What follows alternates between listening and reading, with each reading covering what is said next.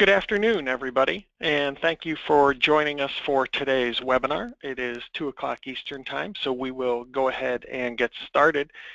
My name is Bob West. I am Director of Interactive Sales for Meister Media, and as such, one of my primary responsibilities is serving as a resource for our clients as they look to advance their digital marketing efforts. To that end, over the last 6 or 8 months, we have produced a series of webinars that we hope are educational and informative in nature and offer those to our clients, not so much to sell you anything, but simply to share the information that we are collecting as we watch the marketing efforts across the broad spectrum of the industries we serve and the clients with whom we do business. So this is our latest in that series of webinars, taking a look at eDirects that worked, the top performing efforts from last year. Our aim is to keep this to right about 30 minutes. I might sneak over it a little bit, but we're aiming for about 30 minutes or so. We will have time for question and answer. If you're interested in submitting a question, and I have received a few already, which I appreciate, you can do so using the question pane in the sort of that management toolbar, probably on the right-hand side of your screen. Also, we will be recording this webinar, and it will be posted to our websites and available to any clients who are interested in seeing it later. We will also provide everybody who's on the webinar with a copy of the PowerPoint presentation afterwards. So, without further ado, let's jump into it a little bit here. Real quickly, just so we're all using the same terminology, when Meister Media talks about an eDirect, that is our term for email direct marketing when a client rents an email list of growers or retailers from us and then sends their direct marketing message to that audience. In 2015, you can see we sent more than 400 different eDirects for 88 different clients. Pretty considerable growth. We had sent 315 or so efforts, I think, the year before, so almost 30% growth as email marketing is only becoming increasingly popular in the markets that we serve. And I know with many of those of you attending today's webinar from the registration survey, nearly half of you told us you sent more than 10 email efforts yourselves last year. So again, you can see all the signs pointing to the increasing popularity of email marketing. I want to make sure, just because some of the questions we have received are on the process for those of you who haven't done, an eDirect effort with us. Real quickly, the process is pretty simple and straightforward. Clients provide us the parameters that they're interested in, in terms of a list. So which market, what occupation, what geography, what size operation. So let's say you play in the fruit space. You might tell us you want to reach pome fruit growers in the Pacific Northwest, and you only want growers with at least 50 acres in production, something along those lines. We give you a count and a price based on that. Once we get those details worked out, the client provides us with a JPEG or HTML file, or in some instances, the client sends the raw materials over and contracts with us to have the creative developed. But then the client chooses the date for the send, provides us with the from line and the subject line. So to the grower or the retailer, the email certainly appears to be coming, directly from you. We execute the send on the date you've chosen, and then about a week or so later, we'll provide you with metrics on that. But so as I mentioned, a lot more interest in email marketing. In 2015, about 2.3 million messages were delivered, and what we've done is we've collected some of the best practices that we saw from top performing creatives and wanted to share that with you here today. So first thing, let's start with open rates. And again, just to make sure we're all using the same terminology, we're defining open rates as the number of unique opens divided by the number delivered for a particular effort. The average open rate for all of the eDirects we executed in 2015 was 16.9%. We do see a range. Different audiences behave differently. I'm looking at the numbers here. We were a little bit lower than that in the cotton market. High end is our FCI, Farm Chemicals International, now Agribusiness Group, and CropLife. Those were sort of the high end of the market. Previous year, we were right about 17%, so pretty consistent from year to year in terms of the open rate. Here's a quick look at what I'm going to offer you here. And again, we are going to send you the PowerPoint afterwards. So if you're interested in the details here, don't feel like you have to scribble really fast. Over the next 2 slides, we will share the 10 top performing subject lines based on open rate. Certainly the subject line is probably the most important factor in terms of driving your open rate. You can see here, you know, some of these just produced tremendous open rates. Not something we don't want to set a bar of expectation here, but just show you what has succeeded in these markets in the past. And I think that the key takeaway is a couple of things. First and foremost, and this is true with digital ads as well, we see the most engagement, whether it's in terms of opens or clicks, when the creative speaks to the value to the audience. You know, you really want to explain to the grower or the retailer, whomever's receiving your effort in this case, why they should open it. And I don't mean why you want them to open the email. I mean, there's a distinction between why you want them to open it and why they should open it. And we really challenge clients to make sure you are thinking about why the client, you know, what is the value to the grower to opening the creative. I think the second one here is a great example. Manage mite resistance. I mean, it's clearly identifies the problem, mite resistance in your almond orchard. I know that this list was a very targeted list to almond growers. So if you're an almond grower and you get this send, you know that this is for you. It is about your business, and it's going to help you solve a problem that's significant in your business. You know, a couple other things stand out. This is a variety of cottonseed. This is a client named Americot, probably sent 20 different email efforts last year. The audience certainly got used to seeing messages come through from them. I think that certainly helps. Onions by Cicada for the vegetable market. Obviously that is cicada seed. And again, the audience is very used to seeing messages come from them. This was a highly targeted list of onion growers. So, you know, they know this is for them, and they're used to seeing messages come from Cicada. They've learned to trust them, and they know it's going to have some valuable information for them. 5 more creatives, subject lines here to take a look at. New products are always well received. Citrus insecticide Cavalier. You know, if you're not familiar with what's going on down in Florida with the problems they're having, that is quite a hot button issue, so they're very likely to be interested in any sort of new insecticides. Take control of salt problems. You couldn't be much more direct in terms of speaking to the value to the audience. Encourage growers to optimize soybean growth now. This was a send that went to ag retailers who then serve growers, hence the language, encourage growers. So, you know, if you're an ag retailer and you get this, you can see how this is going to help you sell and help you strengthen your business. So again, a series of top performing subject lines. Those are the, you know, the best open rates that we saw in 2015. So let's talk about after the audience has opened the creative. We're going to move through to click-through rate, you know, being, you know, one of the most important metrics that a lot of companies use to evaluate the effectiveness of their creative. Again, just to make sure we're all using the terminology the same way, we're figuring click-through rate, total number of clicks divided by the total number of delivered emails, as opposed to the number of opened emails. So the benchmark here of about 2.3%, you know, a pretty strong number. What we were really excited about when we were compiling this data at the end of last year was the fact that the click-through rate actually climbed from the previous year.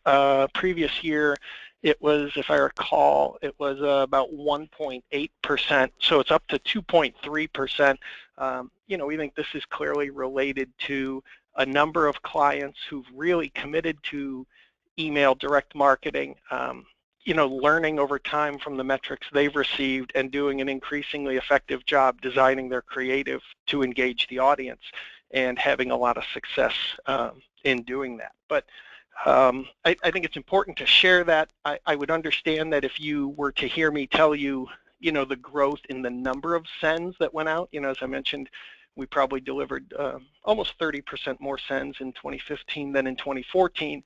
It would be logical to be concerned that there's too much noise and competition, and you're not going to be able to effectively engage the audience. In fact, we're seeing that is very much not the case.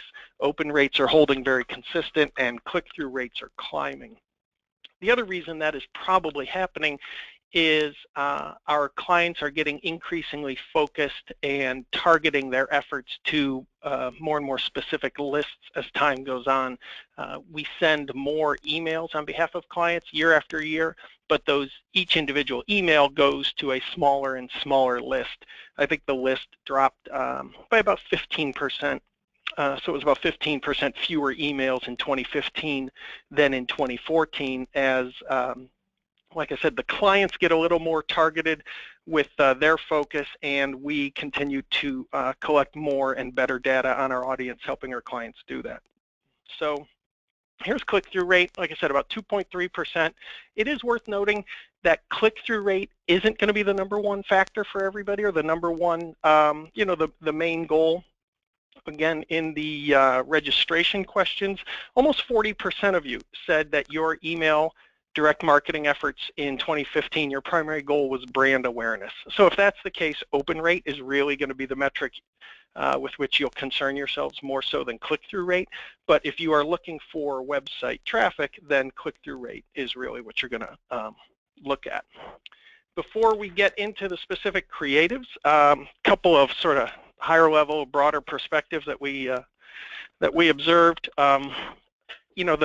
The eDirect creatives that produced the highest click-through rates in 2015 regularly featured multiple links. Again, even if it goes to the same URL, we encourage people to get more than one link in that creative. You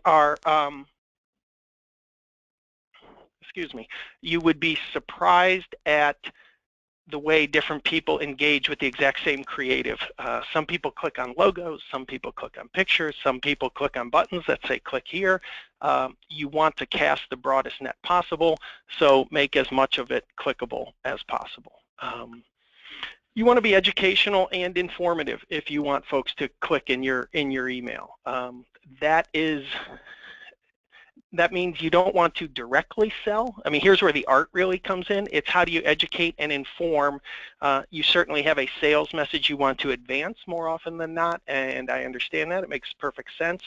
The key is positioning your product as a solution to help solve a problem, as opposed to just talking about your product from a feature and benefit standpoint. And you'll see some examples of that here pretty soon. Strong graphics certainly matter as well. So I think that gives you a high-level view. Again, what we've got here then are the top 10 creatives from 2015 in terms of click-through rate.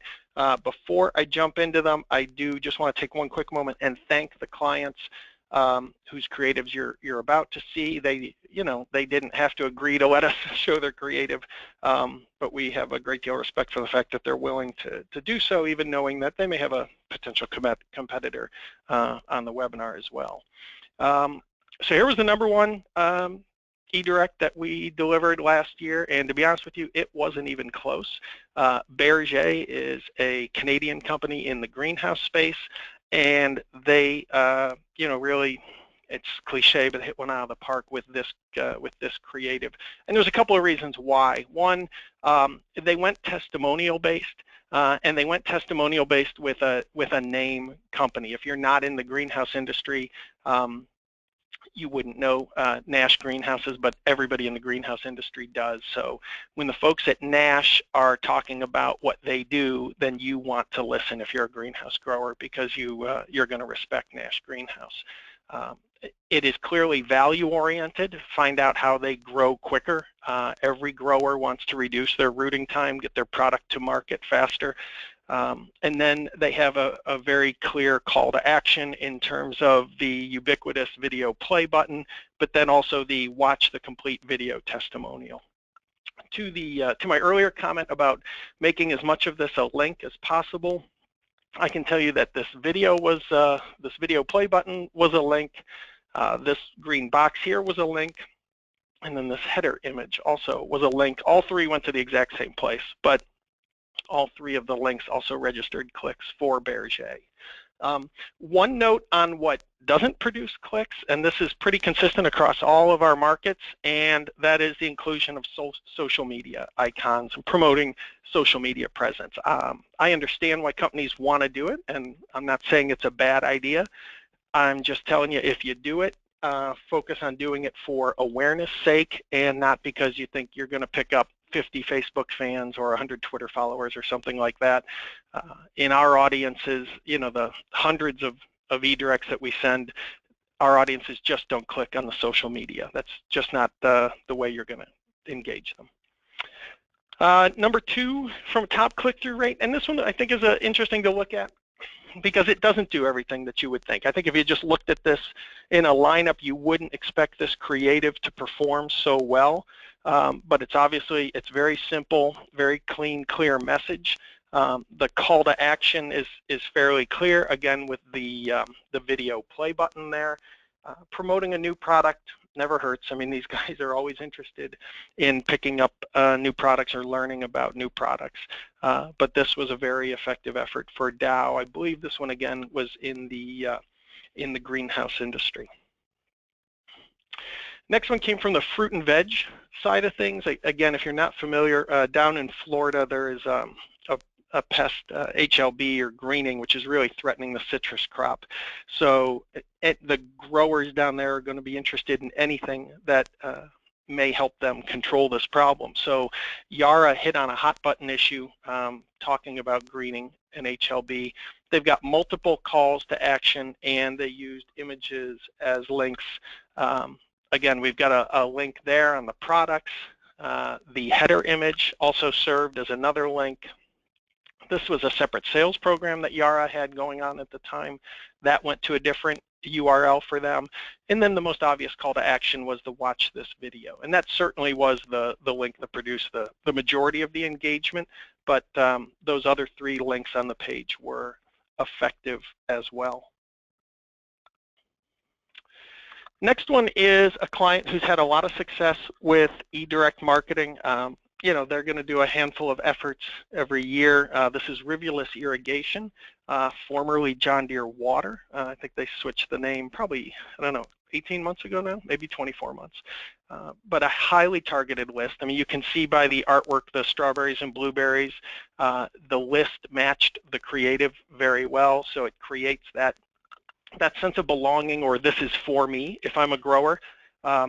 Multiple calls to action. I mean, there are links all over the place. You can see these different product links here are going to take you to the product pages.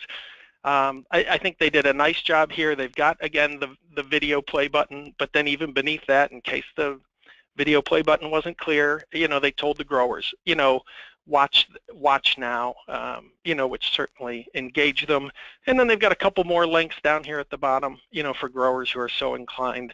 Again, the Facebook like, it's not bad if you want to let folks know that you are, you know, on Facebook or available via Twitter. Just don't expect them to do much in terms of clicking on it. I think Rivulus also did a nice job here that they were able to get a lot of information on the page, you know, without too much text. You can read through it pretty quickly. You know, the videos are going to call your attention and stand out to you, but there's a lot of links, a lot going on here, but it's, you know, overall it's just, I think, well presented, and it was an effective effort. The folks at Abbott and Cobb had a very strong effort here. You know, I think they certainly benefited from the fact that they were promoting a new product. They had put a lot of other marketing resources behind this product last year. You know, you can see the watch now, and again the video play button. If there's any question about whether or not these audiences will watch video, hopefully one of your takeaways today is yes, they will watch video, and email can be a really effective way to get these growers and retailers to watch video. But so again, a lot of content about the product, a lot of features featured in here. But when you've got this sort of setting, this, even if you don't know this gentleman, it's certainly interesting. He's in a cornfield. Whether you know if he's a grower or not, certainly gives that connotation, which I think makes a grower more interested in seeing it and clicking on it. I think it was also interesting, Abbott and Cobb did something we don't see many people do. They basically took one of their ads, that's a 728 by 90 standard leaderboard ad, and they ran their own ad in their own email blast. The positives are you're giving the audience one more link on which they can click to go through to your website. That the thing we would caution people against, or at least to be mindful of, is that link is then can compete with the other links in the creative. So if your goal for this eDirect is really to get people to watch this video, and this ad doesn't link to the video, I would challenge whether or not it's really the route you want to go or not. But it was surprisingly effective. It did produce a lot of click-through activity. So another example here from our friends at Syngenta. What you're going to see here in the next couple, I think, are some real similar content-oriented approaches. They almost look like newsletters, and this is what I'm talking about when I referenced earlier a lot of clients learning from what they've done in the past in terms of how to create click-through engagement. The folks at Syngenta have certainly learned and created much more engaging creative over the last few years. It looks educational and informative. They're leading with I don't know if I'd go so far as call it a new product, but anytime a pesticide, an herbicide in this case, gets a new registration, that can essentially make it a new product for the audiences. So very informational, multiple calls to action. It is interesting to note, you can see that first time, they're offering first-year users a hat here. We have seen a handful of other clients do similar things, offering hats, gift cards, entries into drawings, and so forth. Incentives certainly never hurt. They are generally pretty effective, especially with these audiences. I don't think it's going to surprise any of you to know that they get excited about baseball hats and Cabela gift cards. Those two things seem to get their attention most of all. The question I would just ask you is, okay, is that really serving the purpose of the eDirect? And when you evaluate the effort's overall effectiveness, just be mindful of, was this the person you wanted to click through, or was it just someone who clicked through to get themselves a free baseball hat? So neither way is right nor wrong, just something to think about as you're going into it. Our friends at the Andersons have consistently produced extremely effective direct email efforts, and I think they succeed for a number of reasons. One, the Andersons has really committed to frequency with their sends. They send pretty regularly to pretty much the same audience. So I think those retailers, they know the name The Andersons, they trust it, they are used to getting emails from it now. I think The Andersons is in maybe the third year of their eDirect program. And, that's important. I think we all know that we're less likely to open emails if they come from people we don't trust. The Andersons features a lot of links in here. It's interesting that these are not exactly what you would call. They've got some pretty clear calls to action. Watch our new corporate video up here. But each of these products are also links. And even though it may not be obvious to you that it's a link, those were effective click-through drivers as well. And what often amazes us is the Andersons does a pretty good job. They are going to promote some sort of catalog or brochure in nearly every one of their efforts, a digital copy of it, as you see there at the bottom. And I would encourage everybody who's doing eDirects, if it's relevant to the send, try to think about a way to do it or to try it at some point. You would be surprised. We're not so surprised anymore, only because of the number of times we've seen this happen, but catalog, product, brochure links are very popular with these audiences if you're really looking to drive click-through activity.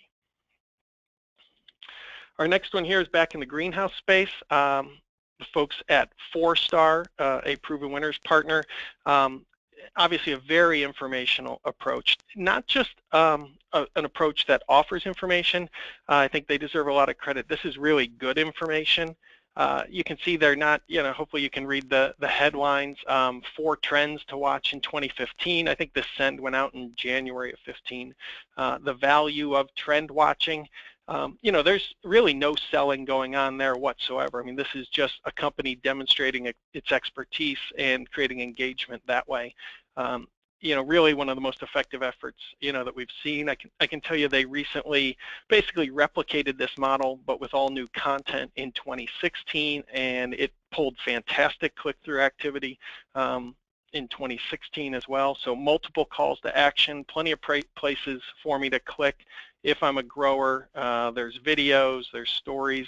These are people I know probably. If I'm in the greenhouse space, I know Tom Smith and Marshall Dirks as well, so I respect them and I'm interested in hearing what they have to say. So again, this has been a very, very effective approach for 4Star. The folks at CPRO, this send went out to the cotton market, a little bit different, but again, very effective. It's very clear what it's about, right? This is a product send for Brake herbicide, dealing with glyphosate-resistant pigweed, which is a real hot button issue for these growers. Real simple call to action, learn, order now. A number of different links that are all pretty much taking me somewhere into, if I recall correctly, it was a bit of a microsite within cpro.com, all supporting this Brake herbicide. Obviously very eye-catching with the use of the red. I think you see some direct mail practices being put to work here in direct email, and it's also speaking very clearly to the benefit to the audience. So this was also an effective effort. And then every once in a while we get one that surprises us a little bit, and this is an example of one of those. Rupp Seeds. Rupp is certainly a name that the vegetable growers are familiar with, but a pretty simple effort. Visit Rupp Seeds now for the catalog, and I mean there was pretty much one link in here, and there it is, and it was effective at pulling click-through activity. Again, these guys like to see catalogs. Sometimes that may frustrate you as a marketer. You may not be interested in just sending out catalogs, but as we increasingly see our clients embracing digital catalogs, obviously it reduces the printing and postage costs associated with having to mail them out. But so there you have the top 10 most effective click-through generators in 2015. As I said, we do have a little bit of time for questions. You can feel free to submit them using the question section of the control panel on the right-hand side. I do have a few of them here, and feel free to submit yours if you have something you'd like to ask as well. One of the questions here asking us about time of day or day of the week in terms of popularity for sending. Our general rule is you want to steer clear of Fridays. We have also left the weekends. We leave the weekends alone. We are increasingly experimenting with emailing on the weekends out of our brands, but we haven't gone so far as to have a client effort go out on a weekend. We do see a slight drop in open rates for sends that go out on Fridays. It is slight, but Monday through Thursday we don't see any real variation. We also see the best results when you send earlier in the morning up through, say, noon or 1 p.m. It's not a big drop-off if it goes later in the day, but our philosophy is you want to be there early in the morning, sort of. I don't know if you necessarily have to hit them when they turn on the computer first thing in the morning, but you want folks to be in front of the computers in the office and so forth when you're sending your effort. So our recommendation is earlier in the morning is better, certainly before noon or 1 p.m. And like I said, we would say leave Friday alone. Another question here on mobile. This is something we are spending more and more time looking at, as you can imagine. It's interesting, and I have some of the data here on those sends that produce the highest open rates. On average, they probably about 40% of them were opened on a mobile device. thus far, I would say 98% of the creatives that we send are not necessarily designed for mobile. So you're basically counting on the mobile device to size the creative down. Works pretty well on the iPhones, not as well on the Androids. Fortunately, our domestic markets are very heavily iPhone dominated, so it's not a huge issue right now, and it does take a little bit of time and attention to create a mobile optimized version of an eDirect, but it is something we would encourage clients to consider and be thoughtful of. You want to create the best experience possible for your clients, obviously, and you want them to be able to see and interact with your creative. So certainly be mindful of how your creative is going to appear on their phone should they choose to read it that way. A question here about the open rates, whether or not, what are the audiences for these open rates? Are they grower targeted? I would tell you that the vast majority, most of our markets are simply grower oriented markets. I mentioned we do have Crop Life magazine, which targets the ag retailers. That's not a grower market per se, but again, not a lot of variation. On the low end, we're at about 16% in a couple markets. On the high end, about 21%. So I think you can be pretty confident that whatever market you're looking to target would fall in that range. If anyone is interested in knowing specific benchmarks for an individual market, fruit grower, veg grower, what have you, just let me know afterwards, and I'd be happy to provide that information to you. In terms of, we have a question here about the use of punctuation in subject lines. What I'll tell you is when clients submit their subject lines or their creative, everything is, we are going to test everything, and we are going to run subject lines in particular through multiple spam filters. If, and based on the filter, they score a subject line differently. If we have any reason for concern that performance is going to suffer due to the subject line, we're going to come back to you with some feedback for you. I'll be honest, I'm not the one doing that process, so I'm not sure if punctuation is a real problem, for example. I could certainly, check with the folks we have actually doing that work and seeing, if that is an issue. But so I don't know that punctuation per se is a real problem, but the key is making sure if you're sending these out on your own, that you're using spam filters and testing your efforts ahead of time. Can you use email directs to build your own customer list? I would tell you that certainly is something that you can do. The key is, and I probably should have touched on this earlier, in general you want to be very mindful of the page to which you are sending this audience after they click on one of your links. If you, let's think back to this C-Pro example that was one of the last creatives I showed where it was all about brake herbicide. Don't take people back to a C-Pro homepage, for example, and I'm not saying C-Pro did this, I'm sure they didn't. If you know someone's clicking on a link because you've advertised a certain type of information, a video to watch, a product label, whatever it might be, take them through to the page where that information then can be found. In terms of building your own email list, we have seen, I would say, a handful of clients take that step where they are basically creating a registration screen on their website and putting some content behind that registration screen. So the grower has to provide maybe first name, last name, email address, for example, in order to get the research or the white paper. That's one of those practices that is much more common in B2B media circles than we have seen in specialty ag thus far. We at Meister kind of keep waiting for it to happen.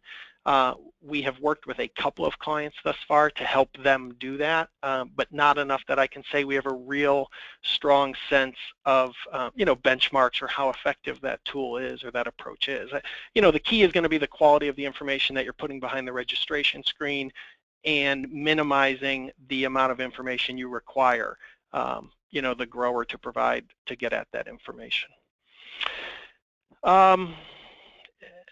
Someone mentioned that these email ads, the creatives seem to resemble magazine display advertising. I think you know, that's probably true in maybe the first half of the creatives that we showed. You know, and the design practices in many ways can be pretty similar. You want to use strong language. You don't want to use too much copy, large images. You want to be as engaging as possible, as quickly as possible. The other side of it is that more newsletter type approach, as we mentioned, is very effective. You know, the key is making sure the audience has a reason to click and sees value in clicking, and then clearly communicating that. I hate it when we see emails where the calls to action are very hidden or subtle. You know, we tell people be as blunt as possible. If you want someone to click here to watch a video, tell them click here to watch the video. Click here to learn more. You know, click now and save, whatever it might be. Clear, direct calls to action. There are different ways, certainly, you can skin the cat from a creative standpoint, though. Another question that we've got here is, when am I going to start annoying my list? Basically what this question is getting at. How often can you send? You know, the challenge here is I don't think you're going to know you have trouble through unsubscribes. By and large, the conventional wisdom is that most people have just sort of gotten so fed up with bad emails that they don't even have the time to unsubscribe or opt out anymore. They just ignore them or set up an Outlook rule and kick you right into their junk box. So, you know, the key would be to watch the open rate, I would tell you. We've certainly seen examples where I can think of a couple clients off the top of my head where I saw a third or a fourth send go out within even 2 months, 2.5 months maybe, so 8 to 10 weeks, where you start seeing real declining engagement. Because I don't think it's because the frequency of sends, though. That's not the problem. The problem is when the first sends don't deliver value. You know, these are business people, and they are very discerning with their time. And if you want some of their time, you have to give them something of value. Yeah, like I said, I can think of examples where it's just it's a bad effort from a click-through standpoint. It doesn't offer value, whether it's from a creative standpoint or information, whatever it might be. And the audience gets it a couple of times, the same list, they're just going to stop pretty quickly. Now, the flip side of that is we had a magazine over here, Today's Garden Center, in the month of October every year for maybe the last 6 or 7 years. We did a special report in the magazine, and as part of that special report, we supported it with a daily e-newsletter. And when we introduced that idea, there was a lot of indigestion and heartburn over the idea that we were going to email our entire list every day for a month. But our mentality was, if we are sending them good information, if it's quality content that helps their business, they're going to be fine with that. And that was largely the case. Our open rates held very consistent throughout the entire month. You know, I've yet to run into a reader, a grower or an ag retailer in this case, who says to us, hey, I've got it all figured out. Stop sending me good information. Quit trying to help me improve my business. So again, you want to be sensitive to frequency, but I'd be more sensitive to the quality of the content that you're sending out. Hopefully that makes sense. And again, if I'm not touching on your question or I'm not giving you the answer you're looking for, feel free to follow up with me afterward. Another client, another question here, what are the metrics that we provide to the client? That's a good one. We're big believers in metrics. You know, many of you have probably gotten emails from me. Our goal is to supply metrics on an eDirect roughly 1 week after the send. I'll be honest with you, we could probably do it within as little as 72 hours because, you know, by and large, the market is done engaging with your creative within 72 hours, but sometimes we just need a little more time to process all of them. The numbers we're going to give you as a matter of course are the number that we sent and the number that we delivered. We're usually at about 98.5% to 99%. Unique opens, which is the number of different people who open your message, and then open rate, as we alluded to earlier. Gross opens, so the number of times your creative is opened based on, you know, how many different people, but it is 2 different numbers. You'd be surprised how many people will open creative more than once. Then we will give you gross clicks, so the total number of clicks that were produced by your effort and the click-through rate that produces. We will also give you the number of clicks on each of the URLs in your creative, if that's appropriate, depending on, some of our clients send efforts out with just one link, so there's just not much else to report there. The other thing I will tell you on metrics is if you get a report from us and it doesn't have information that you're looking for, please let us know. Our philosophy is that is your data, essentially. We are going to be as transparent as possible, which means if we have the number and you want it, we're going to give it to you. We're just trying to balance efficiency and productivity and not burying you in so much data. If you want to know, for example, what percentage of the opens on your send happened on a mobile device, let me know. That's not a standard metric we report, but I've got that here for you. We have, if you have 4 different occupational codes, let's say you're in the fruit and veg space and you send a creative out to California and it goes to growers and PCAs, I can tell you the open rate for the grower portion of the audience as well as the open rate for the PCA portion of the audience. Again, it's not standard, but if there's metrics or data you want on your effort, we're going to do everything we can to get that for you. Is there a good range, too many or too little? Again, on the frequency, and I get the sensitivity, everybody's concerned about that. I would tell you to keep the bar of quality high. I've yet to see someone who's sending so many that I think frequency is the problem. I think the challenge for most of our clients is producing quality content. But I think, our experience is probably indicative of the market as a whole. We're seeing more activity because more and more companies see the value of engaging their audiences directly via email. So I think you're only going to see more email rather than less in the future, which will then only continue to raise the bar from a quality standpoint. Question on the effectiveness of white papers. I touched on it a little bit with the earlier question about list development efforts. We really don't,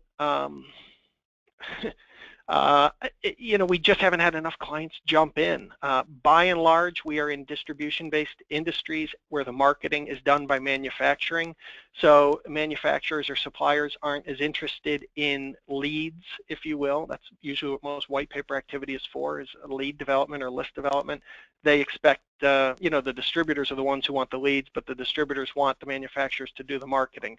That's a riddle we haven't figured out how to solve yet. I wish I had better numbers for you on that one. I think in the instance of the individual asking this question, you guys have proven you understand the market well enough to produce quality content that engages them. I would think you would have effectiveness. I think you'd have some success with white papers. It's just got to be good content, obviously, and I would encourage you to set your expectations low early on because the market hasn't even really been conditioned to it yet. The growers aren't used to seeing suppliers offer them white papers. You look at an industry like tech or engineering, and white papers are coming at those guys, every day and every week, so they're used to the concept. You try and throw that at greenhouse growers, and they're going to be confused for 6 months, if we're honest about it. And it's going to take them a while to go through that learning curve and get familiar with it. So, question: what would we tell you to absolutely stay away from in the emails? I guess the question is, I'd start again with what is your goal? If your goal of your email is awareness, then you want to be pretty simple and straightforward. I think as opposed to stay away from, we haven't seen many people do anything really bad or really stupid. You can make some bad decisions when it comes to subject lines. If you start talking about pricing or dollar figures or the word free, the spam filters go nuts. And, I assume at that point the client is going to fix the subject line to maximize open rate. So we'd certainly, say stay away from that stuff. More so than stay away, it's more what we encourage people to focus on, which is, and again, I feel like I'm beating a dead horse here, but I mean being as educational and informational as possible, especially if you want to create click-through engagement. That's what's going to engage the audience. If you haven't paid much attention to this whole content marketing philosophy that's getting so much buzz these days, I mean, that's really what content marketing is about. It's a slower sales cycle than just a direct mail postcard featuring a jug of your product, but there's so much information coming at people now, and so much of building a relationship and creating sales opportunities is about creating trust, and that's done by educating them and informing them.